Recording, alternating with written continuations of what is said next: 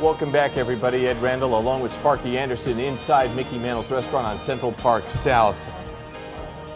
You have had an outstanding major league career, but I'd like people to hear the story of your departure from Cincinnati, because I had read that you had gone to a hotel to meet with Dick Wagner, then the general manager of the Cincinnati Reds. You tell the story. Dear friend, you know, and to this day is a dear friend. We're very close.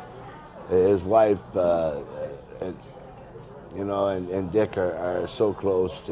It's unbelievable with us. Gloria's a dear close friend with my wife, Carol. What happened was I met him at the Marriott Hotel at the airport in Los Angeles. And that morning, I thought it was going to be over. There was an outfielder we were going to try to sign, Lacey from the Dodgers. He was a free agent. We had lost Tommy John. We tried to get him and lost him, and so I thought it was just a question of that. Well, I met him at 9 o'clock in the morning. We had breakfast. By 10 o'clock, we were up in his room. I'll tell you, 11:18. I'll never forget the room as long as I live, and every time I pass the Marriott at the airport, I say 11:18. This is in Los Angeles? Yeah, I walked in, sit down. At that time, I smoked cigarettes, and I put my leg, cocky as could be, up on the table and lit up a cigarette. And he no more came out of the room, and when he did, he says, "We're not going to bring you back." It happened that fast. I never said a word. And then he asked me a lot of questions about different people and all those things. And I tried to protect every person we had, and which I think I did, and ended up protecting basically all of them. And went downstairs and got in the car, and that's when the mayor of San Francisco was shot and killed. And it just came on the news. And you know something? I forgot about the firing. I listened to that thing. It takes me an hour to get home, all the way home, and didn't realize I'd been fired really until I got out of the car, because I had followed this thing on the mayor. Sure. Thank God that I didn't have to think about it all the way, but I felt terrible about the death of the mayor. Which brings me to something I was going to bring up later in the show, but you lead into it, so I got to go with it now. I can remember coming into your office as a reporter, which I've done often. That's how we've gotten to know each other. And one night at Yankee Stadium, you suffered a particularly close and frustrating loss. And somebody, wasn't myself, some other reporter said to you something along the lines of, "Well, Sparky, this is terrible and this is heartbreaking and everything else." And you paused and very distinctly, I remember, you put down your pipe on the desk in the manager's office at Yankee Stadium and said, "No, I'm going to give you some lessons here." You said this politely. It wasn't like you were holding court. And said, on what is truly a tragedy. And that would be if, God forbid, something happened to my grandkids or something like that. You've always kept this in perspective. And you talk about this now in terms of Dallas Green dealing with the young kids over at the New York Mets and how his heart breaks all the time. Yeah, Dallas is a marvelous man. And I think he's proving it right now with the job he's doing.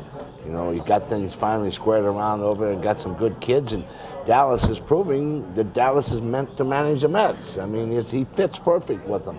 But you've always Bucky Showalter showing that with the Yankees. But you've always kept now you keep what you do in perspective. Maybe not at one time. When I was young, probably I did. Now, the only thing to me that is important is my family.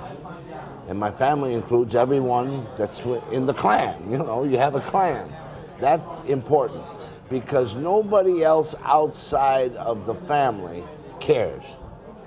They might tell you they care, but they do not care. When I disappear from the game, I'll be able to walk, go anywhere, and nobody's going to bother me. And that's the way it should be. You know, a lot of people are offended that they're no longer noticed.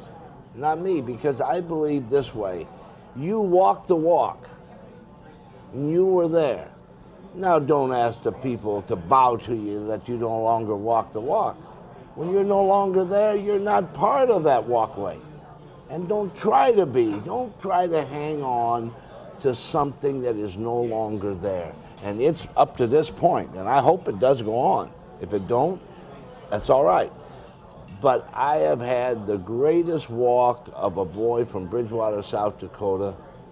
Nobody could ever dream up or come up with a wild idea that I would be behind John McGraw. If they could come up with that idea, and if I could have come up with that, they'd have put me in the insane asylum. We are with Sparky Anderson, whose career as manager rivals the immortals in the game of baseball, and we'll continue with him from Mickey Mantle's Restaurant right after this on Prime Network. Welcome back to Talking Baseball, everybody. From inside Mickey Mantle's Restaurant, I'm Ed Randall with Sparky Anderson. You're 3 games out at the All-Star break. You remember that? You remember way back? Remember way back? Yeah, I remember. Okay.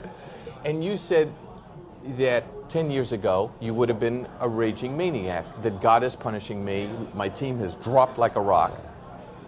What changed? Reality, being able to understand that this year our main objective when we left camp was to play as many kids as we could. We knew that we were going to have to tear and decimate this club because the time had come. I think we did everything. I'm more satisfied probably with this year than the last 5 in the sense that we have been able to do all the things that were asked of us to do. And we played all the kids. Now they can sit and look at all of them and say, this one no, this one yes, this one I don't quite know, we got to see a little more. There's no more question marks in there.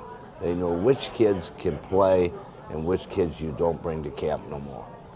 You made a stance this year that probably hundreds of people have come up to you and said, thank you for doing what you did. On opening day in Anaheim, when they finally got the season going and they introduced the Detroit Tigers and the manager of the Detroit Tigers, Sparky Anderson, I read that the California Angels Ball Club stood up and applauded your stance to not deal with replacement players. I told them, sit down, because I didn't want nobody to think that, I was doing this for a special reason. I wasn't. Believe me, they were doing it for a special reason. The reason I did this was for me and nobody else.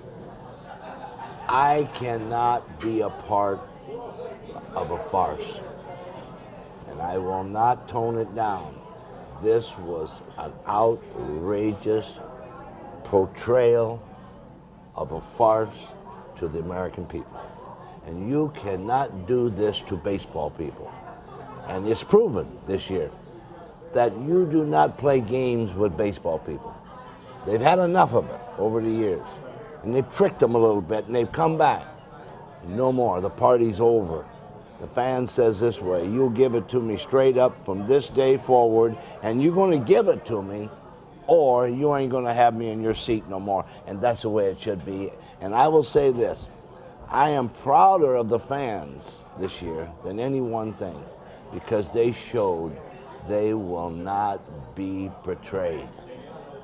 And you cannot come up with something like that. All you had to do in that whole incident was lock all the gates.